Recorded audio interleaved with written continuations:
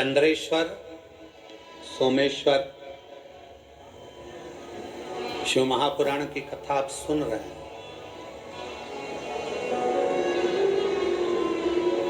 काया में, शरीर के अंदर, काया के अंतर्गत कितना भी रोग, कितना भी, शरद पूर्णिमा आ रही है,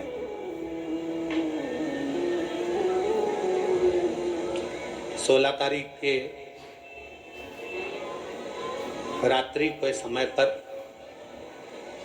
शाम का समय हो, प्रदोष काल का समय हो, अगर डॉक्टर ने कह दिया कि शरीर में ये रोग है और ये रोग जाने वाला नहीं है, ये रोग समाप्त होने वाला नहीं,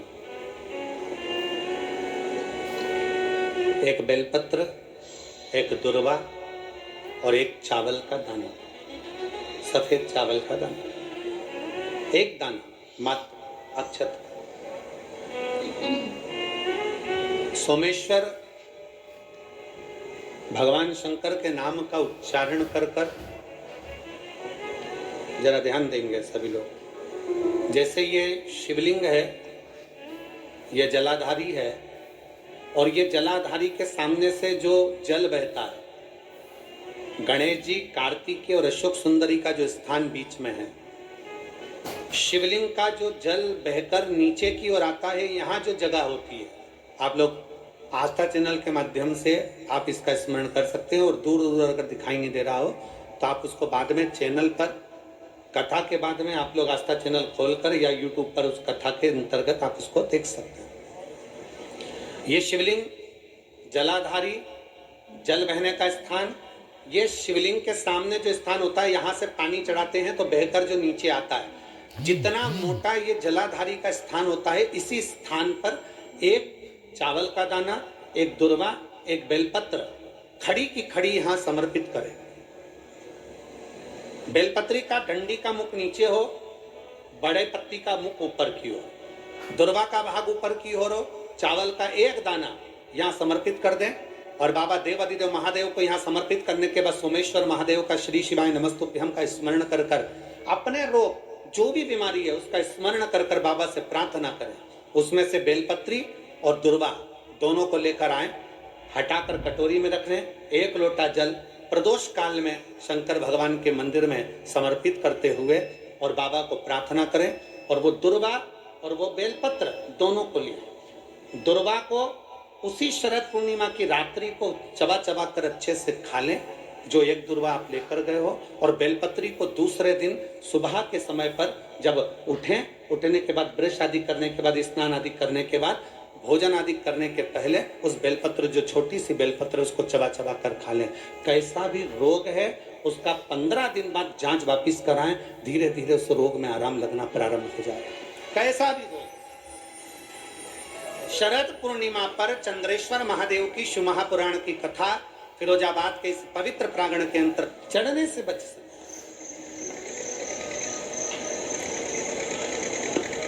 जैसे शरद पूर्णिमा से कार्तिक पूर्णिमा के बीच में जो प्रदोष पड़ती है,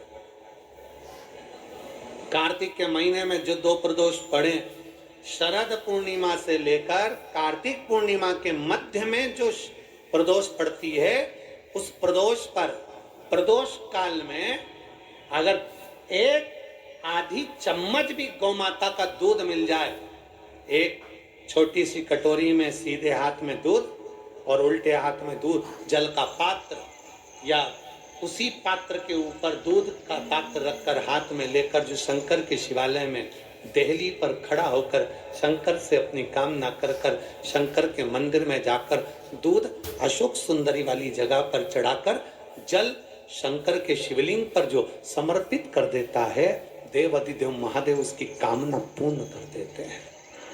ओम नमः शिवाय, जय महाकाल। आपका वीडियो में स्वागत है।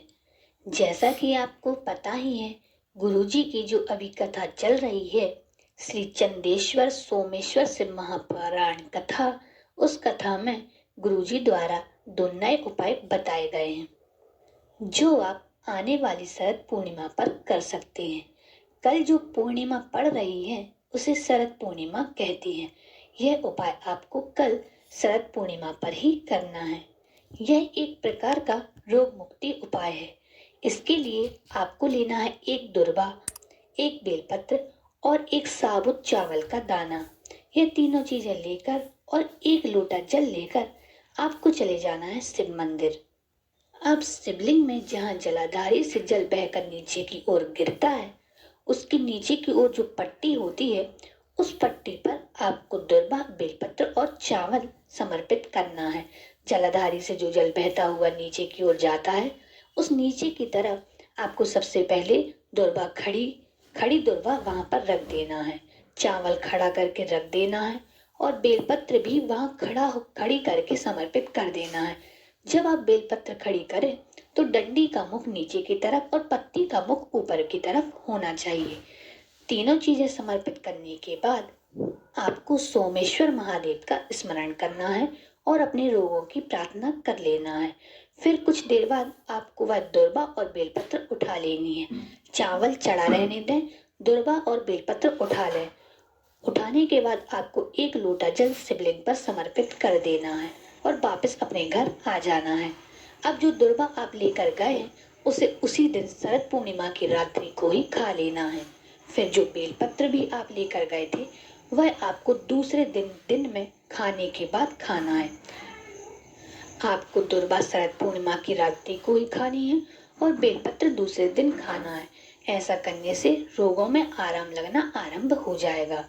दूसरा उपाय कार्तिक मास के प्रदोष का है। इस उपाय को करने से हर मनोकामना पूर्ण होती है। यह उपाय आपको कार्तिक मास जो आ रहा है उसकी दोनों प्रदोष में किसी भी प्रदोष पर करना है।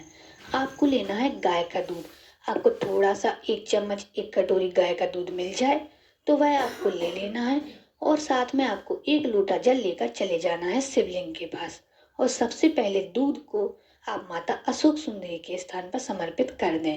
फिर जो आप 1 लोटा जल ले गए हैं उसे आपको शिवलिंग में समर्पित कर देना है और अपनी मनोकामना कर लेना है। ऐसा करने से आपकी मनोकामना जरूर पूर्ण होती है। ध्यान दें दोस्तों, आपको यह उपाय कार्तिक मास के प्रदोष पर ही करना है। हम आशा करते हैं आपको यह दोनों नए उपाय समझ आ गए होंगे। उपाय में कोई भी समस्या आए तो आप कमेंट करके पूछ सकते हैं। ऐसी ही वीडियो देखने व सुनने के लिए हमारे साथ बने रहें और चैनल को सब्सक्राइब करना ना भूलें। ये वीडियो पसंद आई हो तो वीडियो को लाइक, कमेंट और शेयर करें। धन्यवाद।